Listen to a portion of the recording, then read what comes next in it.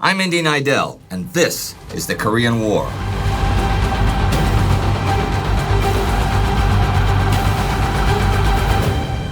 Today, June 25th, 1950, North Korean military forces, the NKPA, crossed the 38th parallel, the North's border with South Korea, in force and attacked the Army of the Republic of Korea, the ROK.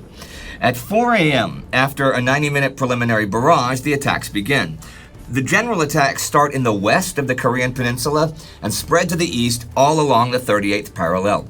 This is a coordinated attack from coast to coast.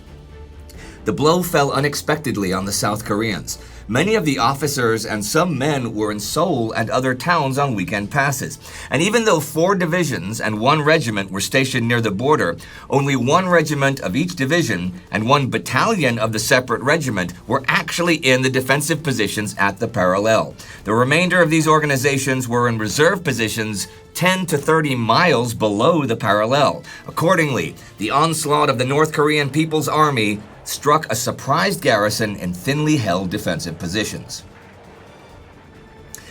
At Kaesong, the cornerstone of the ROK 1st Division's defense and the first stop on the road to Seoul, the capital of the South, the surprised defenders mill in the streets as trains arrive disgorging North Korean infantry armed to the teeth who begin mowing them down. At Toron, the ROK 7th Division defenses guarding the Kapyong-Bukhan Valley Road to Seoul are quite easily pushed back with heavy South Korean losses. Okay, the South Koreans do have strong defenses in some places. The ROK 6th Division, whose commander has kept his men at their posts over the weekend, sets up position blocking the way to Choncheon, a communications center. On the East Coast, the ROK 8th Division fights well and fight stubbornly, but they soon get the word, and it's true, that the North Koreans have made landings on the coast dozens of kilometers to the south of them. John Muccio is the American ambassador to Seoul, and he gets the news about 9:30 in the morning. He can hear the explosions from the North Korean air raids. He gets out the evacuation plan for foreign nationals, and the code word fireside is broadcast late in the day. That's the signal for them to make their way to Incheon, where shipping awaits them. Muccio tells Tokyo to airlift in ammunition for the ROK army. The U.S. still runs a military occupation of Japan here in 1950 under General Douglas MacArthur's command. Muccio alerts them that this is a full-scale invasion, not another series of raids, and that it would be criminal if South Korea loses because the U.S. hasn't given them enough basic military resources. Tokyo decides to evacuate the whole diplomatic mission and sends planes to Kimpo Airfield to do so, between those mainly unopposed air raids by Soviet-built Yak fighters used by North Korean pilots. Pyongyang, the North Korean capital, broadcasts the invasion news by radio at 11 a.m., but they claim they are declaring war because South Korea invaded them, ordered by its bandit boss Syngman Rhee. They say they're fighting back in self-defense and have begun a righteous invasion to arrest and execute Rhee. You may wonder why his names come in reverse order from normal Korean, but he changed and westernized his name from Yi Sung-man decades ago during exile in the U.S. Anyhow, at 1:35 p.m., North Korean leader Kim Il-sung broadcasts that the South has rejected each and every peaceful proposal for reunification and has attacked the North that morning near Ongjin Peninsula. He called for increased guerrilla activity in the South, for its workers to go on strike, and for the peasants to call for immediate land reforms. He also demanded the restoration of the People's Committees. Kim's communist regime has its roots in the early 1930s, fighting guerrilla campaigns against the hated Japanese occupation.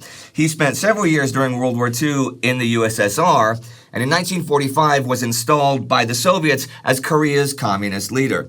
There have been claims that he is actually an imposter set up by the Soviets, but there are witnesses who knew him both before and after his time in the Soviet Union. And officers in the Japanese Kwangtung Army from the 1930s also testified to his fame as one of the resistance's top dogs.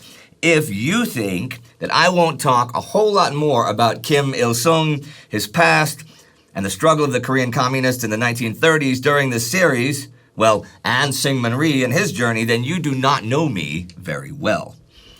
The attacks on the Ongjin Peninsula are in fact the first actual attacks of the war. This is the 6th North Korean division backed by local constabulary versus the South's ROK 17th Regiment. Whether 17th Regiment soldiers initiated the fighting on Ongjin is still inconclusive, with the existing evidence pointing both ways. There is no evidence, however, to back up the North's claim that the South launched a general invasion. At worst, there may have been a small assault across the parallel, as happened many times in 1949. Whatever transpired, the North met it with a full invasion. The ROK 17th Regiment is in a really vulnerable position. You can only retreat by sea, so they do at least have a whole little flotilla of boats there for such an eventuality. The 17th actually replaced another regiment here, 3 companies of whom mutinied and deserted to the communist north earlier this year. Today, 1 battalion of the 17th is wiped out of existence by the North Koreans pretty early in the fighting. But before the end of the day, the defenders evacuate most of the other 2. At Kaesong, 2 full battalions of the 12th Regiment of the 1st ROK Division are killed or captured. The other is west of the town. Kaesong, a big prize, is in North Korean hands already by 9:30 a.m. ROK command orders the Imjin River Bridge blown. But the remnants of 12th Regiment pulling back over it are followed so closely by the North Koreans that they capture it intact. The main North Korean attacks this day, though, are by their 3rd and 4th Divisions down the Lee-Jong-bu corridor that leads to Seoul, beginning at 9:30, and with Soviet-made T-34 tanks from the North Korean 105th Armored Brigade in the lead. They fight their way right through the regiments of the ROK 7th Division, and by late in the day, people in Lee-Jong-bu itself can hear the North Korean artillery. They're 30 kilometers north of Seoul. At Chuncheon, it is a different story. The North Korean plan is for 2nd Division to take it this day, and 7th Division is to drive for Hongcheon. But the ROK artillery is very effective, causing heavy enemy casualties, and Chuncheon pretty easily holds. You can see it makes a big difference when the defenses are fully manned and not on weekend leave, because that's what has transpired here. As for the fight in the east, the North Korean 5th Division and the 76th Independent Unit crossed the parallel and hit the 10th Regiment of the ROK 8th Division. Division headquarters is at Gangneung, like 25 kilometers down the coast, and 1 divisional regiment, the 21st, is another 25 south at Samcheok, and 2 of its battalions are even further south in the mountains on anti-guerrilla duty. And those enemy landings I mentioned earlier come both north and south of Samcheok. So even though 10th Regiment makes a spirited defense at the parallel, the division as a whole is in total disarray. Many ROK units stood and fought courageously against overwhelming odds. The ROK infantry adopted suicidal tactics in their efforts to stop the rampaging T-34 tanks which threatened to overrun them, climbing on their turrets with explosive charges, or hurling themselves as human bombs onto the tanks to detonate satchels of explosives tied to their bodies. Many ROK Army artillery units stood by their inadequate M3 howitzers until shot down at their guns after inflicting heavy casualties on their assailants over open sights. Of course, the South Koreans are already preparing counterattacks this day, particularly to defend Seoul. Elements of the 2nd and 5th Divisions spend the day traveling so that tomorrow they can back up 7th Division counterattacking in the Lee-Jong-bu corridor.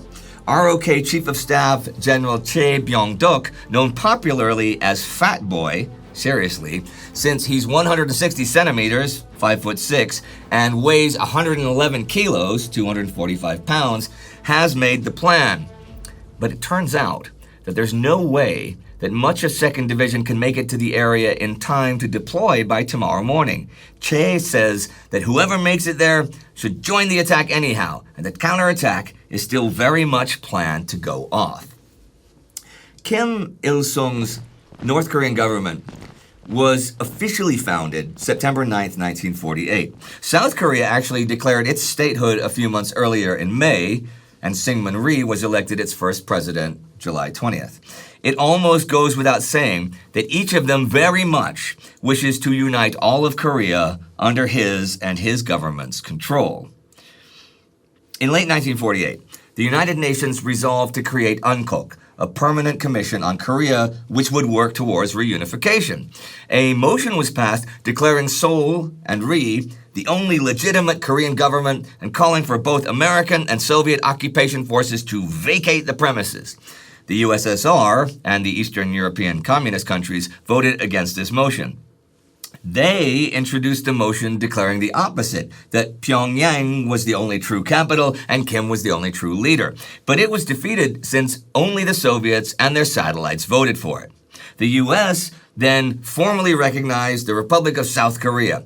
And on January 1st, 1949, Washington said they would support the South Korean people in their efforts towards reunification.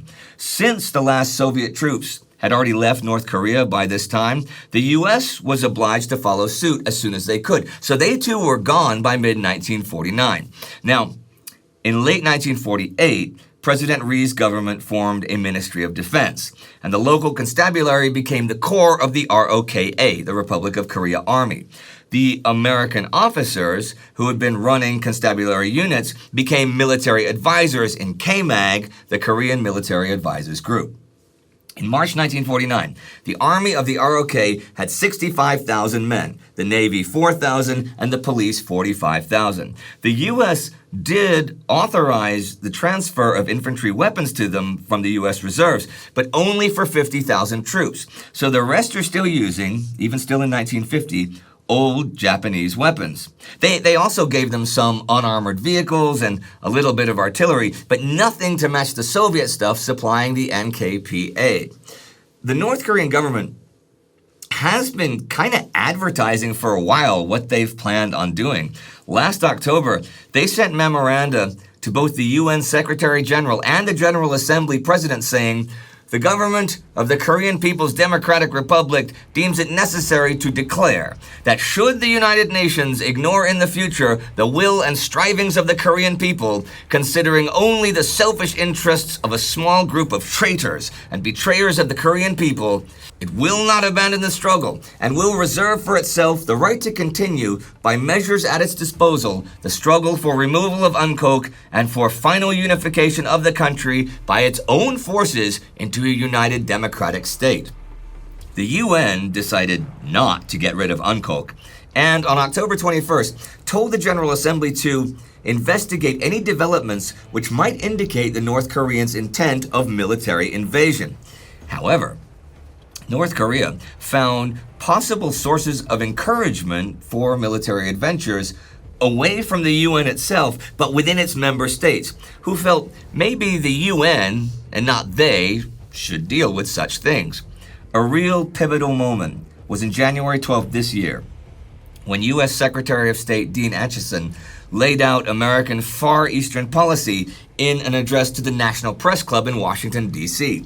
He said that the U.S. front lines ran from the Aleutian Islands down to Japan, down to the Philippines.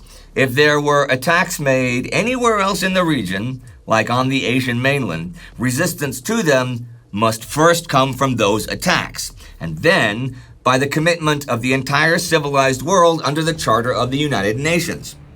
So he basically said Korea is outside direct American involvement. He also added there were no longer plans to guarantee any parts of the Asian mainland against military attacks.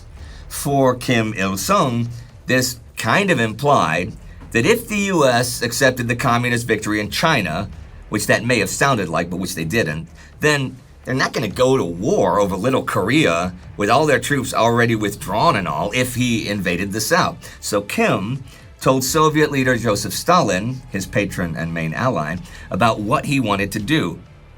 And with the Americans gone, Stalin didn't object and gave tacit permission. But there have been a bunch of other warning signs to the Western powers about what is happening today. As early as September 1949, General MacArthur's Far East Command intelligence staff in Tokyo had noticed the movements of large numbers of former Chinese communist troops of Korean descent entering North Korea following the victorious outcome of Mao's war against Chiang Kai-shek. In March 1950, however, Far East Command concluded that there would be no civil war in Korea in 1950.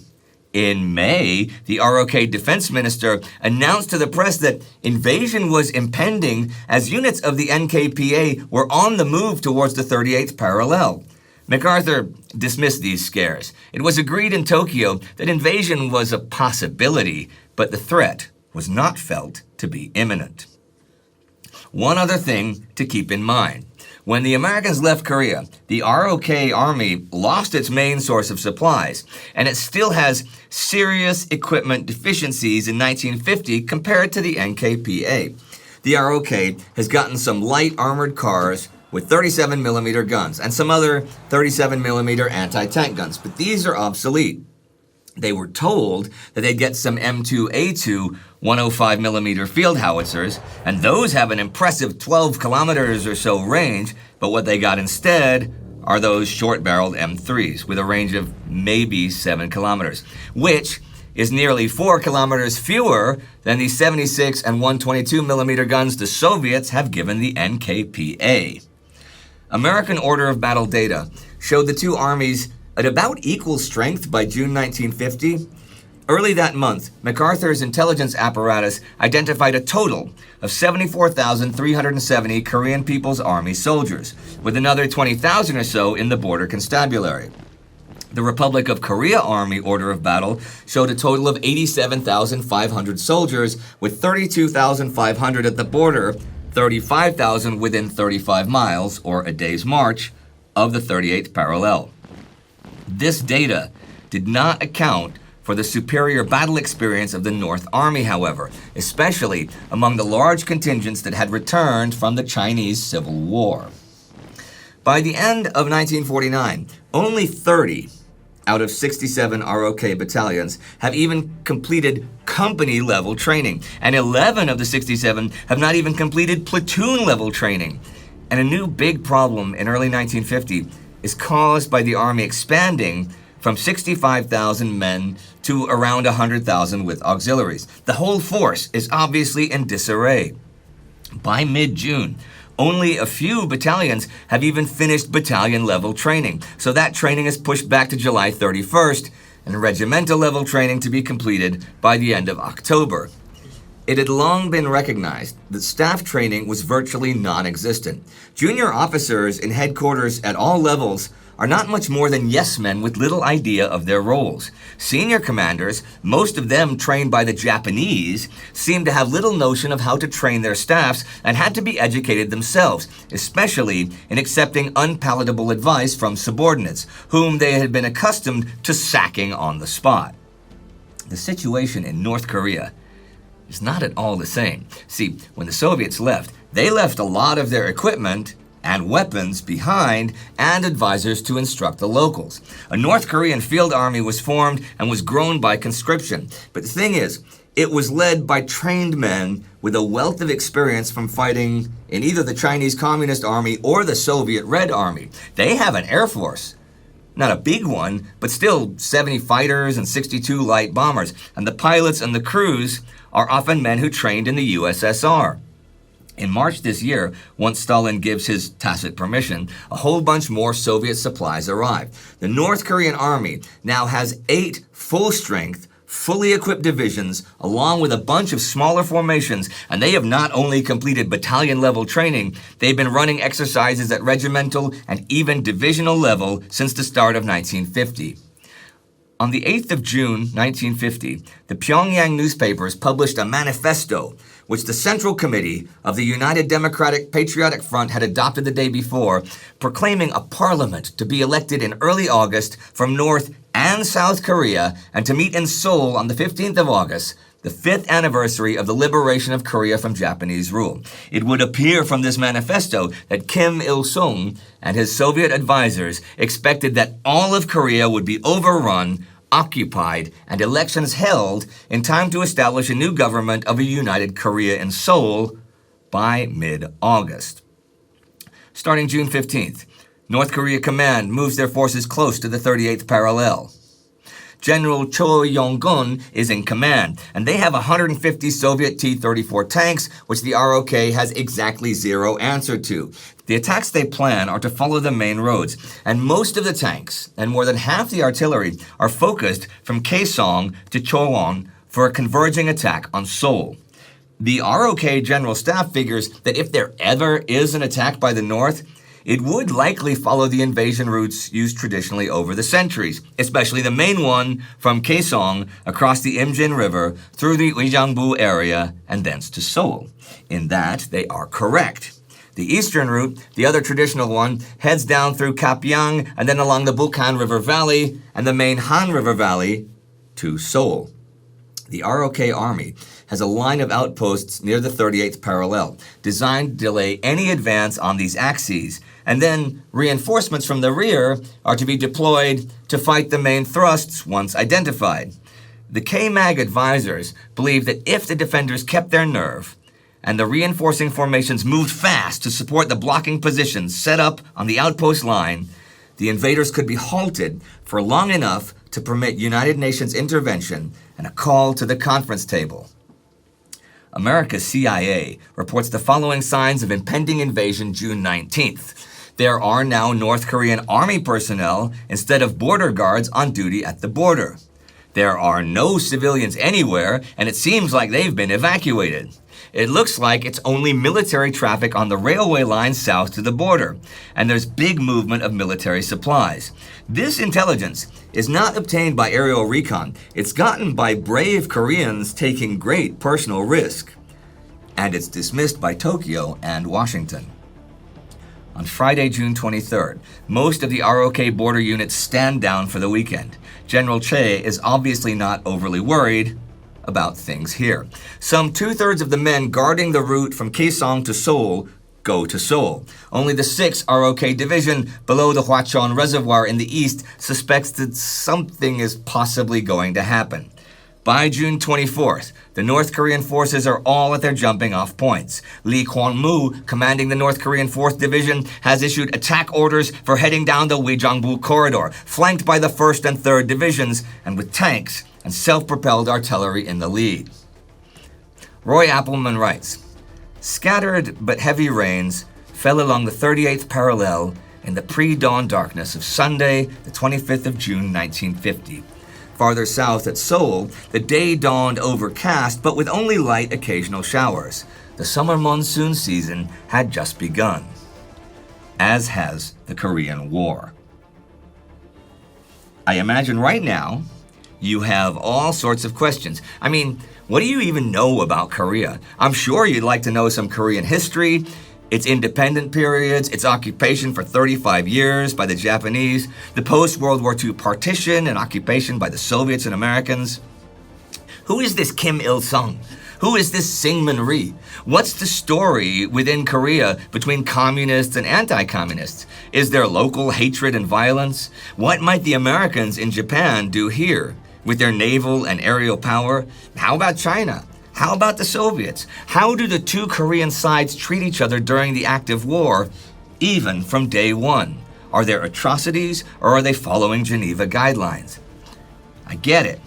And all these questions and more will be answered because I will be here week by week by week, 52 weeks of the year, covering this war as it unfolds. And there will be specials covering technology, biographies, side issues, and whatever I feel I can't cover properly in the regular episodes. For it will take all of that to cover the Korean War properly. And this is the Korean War.